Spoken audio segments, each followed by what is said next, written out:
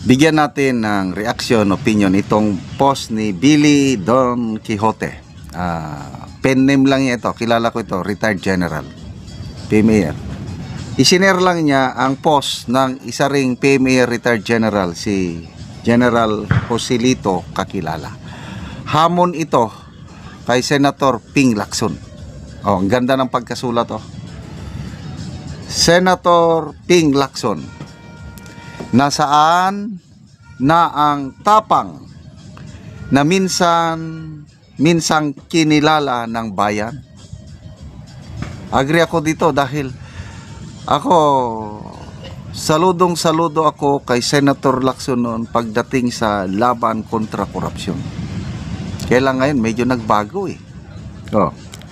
Ikaw ang dating simbolo ng bakal na hostisya. Hindi umatras, hindi nagpatinag. Ngunit ngayon, bilang pinuno ng Senate Blue Ribbon Committee, tahimik kang pinapanood ng sambayanan habang bilyon-bilyong pisong pundo sa flood control ang ninanakaw at ginagawang ghost projects. Habang ang mga tiwali ay nagpapakasaya, ang taong bayan ay nalulunod. Ang mga bahay, kabuhayan at buhay na inaanod ng baha taon-taon. Hindi na ito simpleng korupsyon. Ito ay pagtataksil. Perang may bahid ng dugo. Ang Blue Ribbon Committee ay hindi nilikha upang protektahan ang makapangyarihan o patagalin ang galit ng bayan. Excuse me. Nilikha ito upang ilantad ang katotohanan, pangalanan ang mga salarin at panagutin kahit ang mga nasa taas. Hindi palabas ang hinihingi ng bayan, katotohanan. Hindi pangako, mga pangalan. Hindi katahimikan, subpuena at agarang aksyon. Habang sinisikap ng House na patahimikin si Congressman Leandro Liveste at ilibing ang mga file kaugnay ng DPWH at Yusek Cabral, malinaw ang layunin: patayin ang katotohanan. Sa sambayanang Pilipino, huwag tayong manahimik. Pera natin ito, buhay natin ito, kinabukasan natin ito. Senator Ping Lacson, ito ang sandali ng pagsubok. Pumanig kayo sa bayan o itatak kayo ng kasaysayan bilang pinunong tumalikod sa katotohanan. At ngayon, malinaw ang panawagan ng bayan, kayo ang pag-asa, kumilos kayo. Sana, by the way, salamat, Bok. Contemporary ko ito, nagsabay kaming lumaki sa Caraga Region. Magaling, matinong opisyal ito, matinong general. May pagmamahal sa bayan. Kaya sinare ko ang kanyang sana makarating ito kay Senator Lacson. Sana babalik yung dating Lacson na for how many years na naging senador siya? 18 years ba yun? Wala siyang sinasanto pagdating sa mga pork barrel. Nakakapagtaka dahil parang nagbabago ang ihip ng hangin, parang alanganin siyang gumalaw.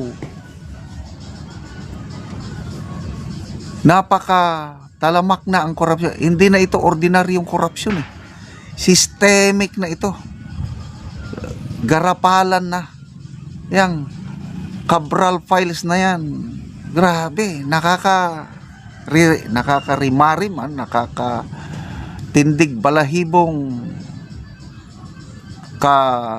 kabalastugan o basta, grabe. Allocables.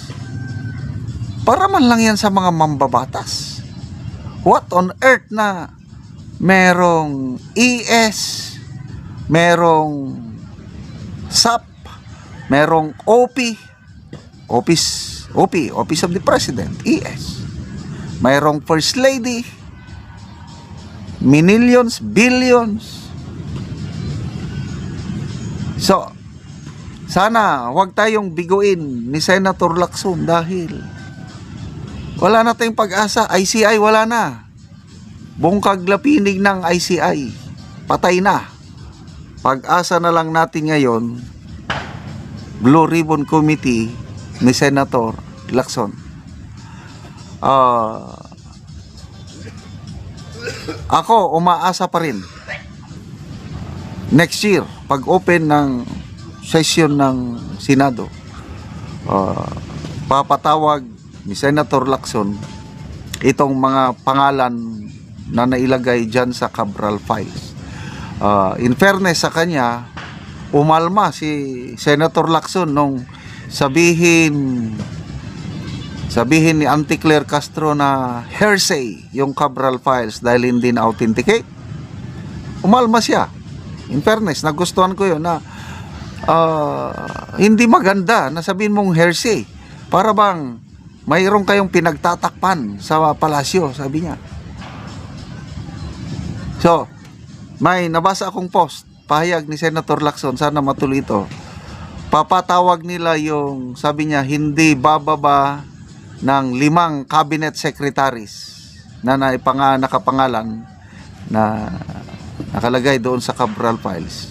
Papatawag niya. Sana matuloy. Sana hindi na namang mapigilan. Kasi nung unang salta niya as Blue Ribbon Committee Chairman, ang ganda na ng kanyang buwelo. Medyo nagbago nung lumabas yung testimony ni Orly Gutesa. Hanggang nag-resign din, nagbalik. Sana makita na natin ang bagong tunay, yung original na Senator Lacson na lumalaban sa korupsyon. Salamat mga kaibigan sa inyong pagsubaybay sa ating channel. Nakakatulong kayo ng malaki sa tribong Talandig ng Bukidnon dahil ang sweldo natin sa channel na ito is pantulong sa tribo na mimigay tayo ng libreng yero at pako para makapagpatayo sila ng mas maayos na tirahan.